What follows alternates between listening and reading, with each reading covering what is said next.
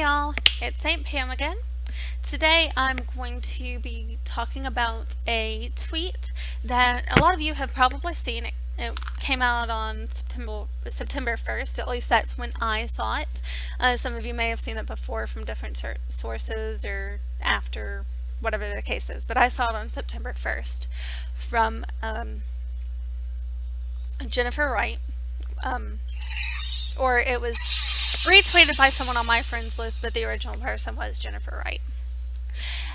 This is of the Girls' Life and Boys' Life magazine with the quote, "Why are feminists always complaining we treat boys and girls exactly the same? The Girls' and Boys' Life magazines have distinctly different covers."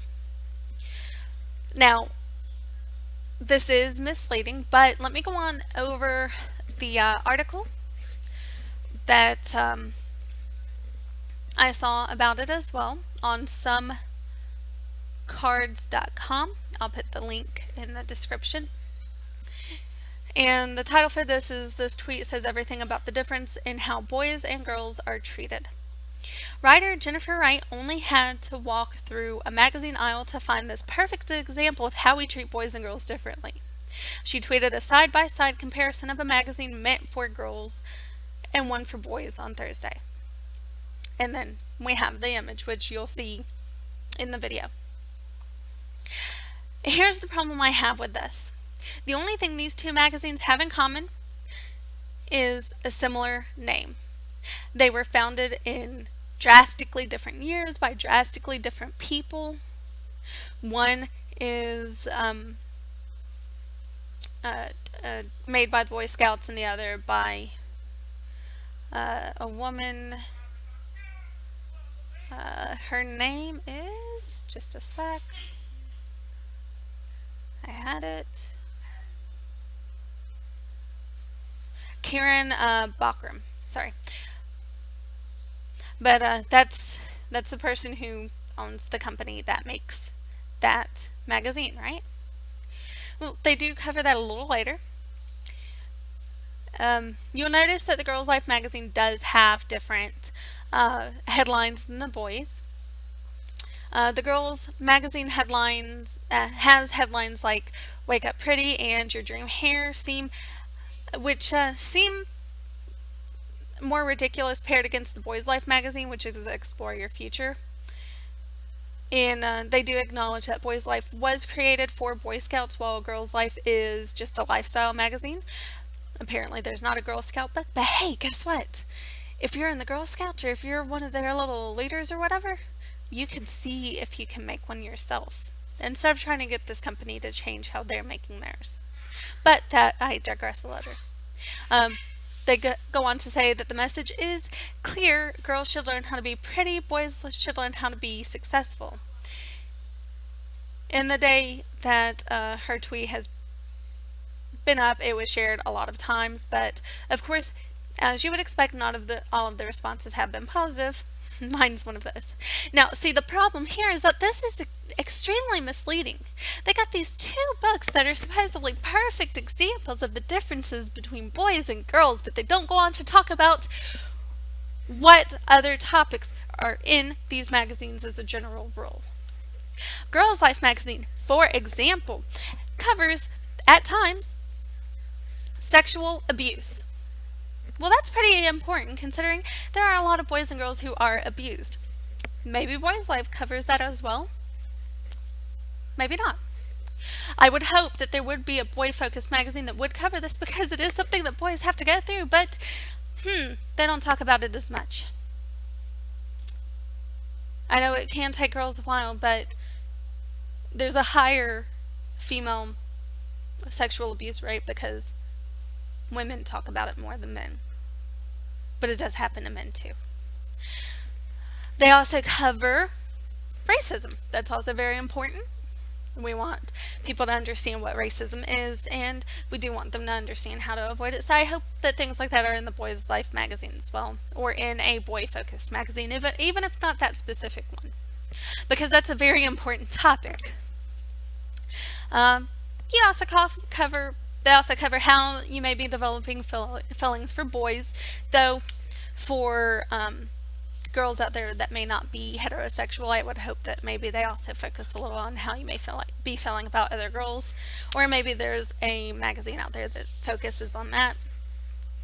But I do hope that there's some topics for those kids that may be a little confused with their feelings because they're not heterosexual. Now, that's not to say that there aren't lighter topics like the ones that you see on there about makeup and hair and stuff like that. And there's nothing wrong with that because you can't always cover the heavy stuff.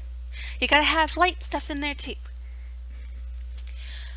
The Boys Life magazine, yes, it covers some heavy stuff, like, the future types of adventures they may have, like white water rafting and things like that. But it also has guides for products such as cars, digital cameras, sunglasses, and so on. Things that are basically advertisements. You see these sort of things in girls' magazines as well. They tend towards, well, sunglasses can be included, so can MP3 players and digital cameras. Don't really see a difference there. There are also clothing in the girls. Maybe there's clothing in the boys as well. So that's pretty much the same there. But yeah, they cover video games as well. Traditionally, it's been expected that video games were a boy thing. My parents actually kind of ran into that when they bought me an N64. Someone informed them that I wouldn't like it because I'm a girl. So video games have traditionally been expected to be boys, but that is vastly changing. There are a lot more women playing video games, some of them openly, some of them not. I know some women who say that they're men online just because they've had some bad experiences. I've had a couple, but I don't worry about it. But yes, they cover different things. The Boys Life covers things that generally appeals more to boys, and the Girls Life covers things that generally appeals more to girls, or that girls are generally expected to be dealing with a little more. There's nothing wrong with that. Boys and girls are a little bit different. They have different topics. Now, let's continue on with this tweet, or with this article. They say explainers and trolls were quick to point out that the masthead of Girls Life is stocked with women, which that is true, but failed to acknowledge that those women are just business people following up on a society that promotes girls' usage of makeup and fashion at an early age. Well, considering there are a lot of women who go into the makeup and fashion industry, I mean, is this a bad thing? A lot of women make pretty successful careers out of that. Designing, selling, deciding what's going to be hot. Really, it's not necessarily a bad thing. And if you want your daughter to get into something else, try to steer her towards that. I didn't go to school for fashion or anything. I went for computer networking. That's just a broad stroke term I use. But that's what I went for, was networking. You can help steer your daughter towards careers that are generally more male dominated. But I wouldn't try to force them towards it either. They go on to say, damn them for making me think the phrase tools of the patriarchy at the beginning of a holiday weekend. Really? Tools of the patriarchy? Oh, these terms. Now, they're going on to say that other people understood the implications of the magazine covers, but I don't really understand some of these responses. One of them says, and I'll put that up here as well, just another example of why we need a female president. Girls need role models. Really. And a female, I mean, yes, we need role models, but It doesn't take a president to be a role model. You can be a role model for your daughter. Other women in mostly male dominated uh, fields can be role models for your daughter. Why does it have to be a president?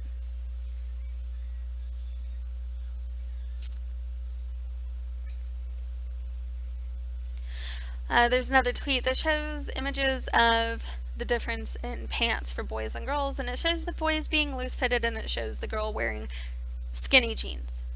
They don't make just skinny jeans for girls, so this is also misleading. They also don't just make baggy clothes for boys, so that's misleading. They make bootcut jeans that hug the boys a little bit tighter than the baggy pants that are being shown here. And they make pants for girls that are looser. Also bootcut, flared jeans. Girls actually get a few more styles than young boys to wear. And if you don't want her wearing skinny jeans, either buy them a little bit bigger or buy a different style of jean.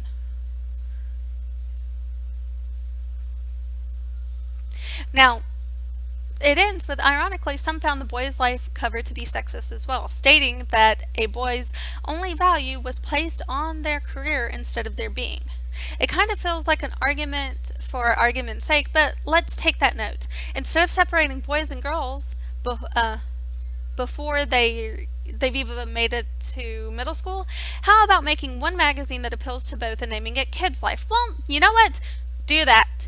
You can make a magazine. If you have the gumption, if this really bothers you that there's a company out there making one geared towards girl and a company out there making one geared towards boys, then go make your own magazine. Don't try to shut these two down. Don't try to change what they're putting in their own magazines.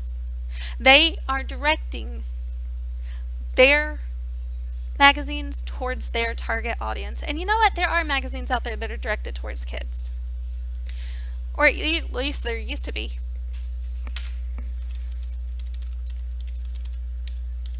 I used to be part of the Burger King Club. And I got magazines from them a lot. I don't know if they still make the magazines anymore. I'll check into that. But if they do, I'm going to put that in the description. I forgot that word for a second. But I'm going to put it in the description if they do still make it, because those magazines didn't focus on whether you were a boy or a girl. They were just for kids. So that would be an option. Honestly, my feeling is that it is the parents who actually shoehorn their kids into these things. They shoehorn their child into being a quintessential girl or a quintessential boy. It is not the companies. It is the parents. Why do I say this? Because I wasn't raised like that. Not really. My mom would have preferred that I was a little more girly. But she didn't force it. She really didn't. I grew up pretty much as a tomboy. I played in the dirt until my hands were caked with so much that they were black and that the dirt would just crack and fall off a little bit when I closed my hand into a fist. I used to put frogs in my overall, in the little pocket on the front of my overalls. My mom didn't really like it, but I did it. Used to catch lizards. I caught a black widow once, which that was bad. That was really bad, but I did. I used to climb trees. Kind of stopped after I saw my brother fall out of a tree, but yeah, I used to climb trees. But I also played with Barbies, played with cars, played with action figures. I had a dollhouse that my mother made for me by hand. She designed it and everything. Because she works in, or used to, she worked in a wood shop. So she knew how to build cabinets and things, and she took that knowledge to make me a dollhouse. So why is it that you can't do the same. Why can't you treat your daughter like a person and just let them do what they're comfortable doing? Some girls are going to lean more towards girly things. And then you'll have some girls that are tomboys. That's always been the way. And you'll have some boys that lean more, well, most boys that I've seen lean really more towards the traditional boy things of playing in the dirt and stuff like that. But there's some boys that are different.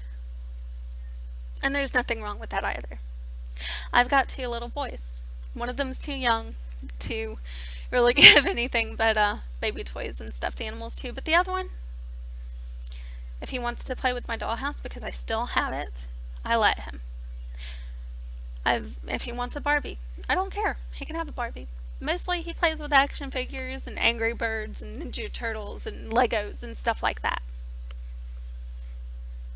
Which I had a bunch of that too. Actually, one of my favorite toys was a stuffed Chewbacca. I wish I still had it. I don't know what happened to it.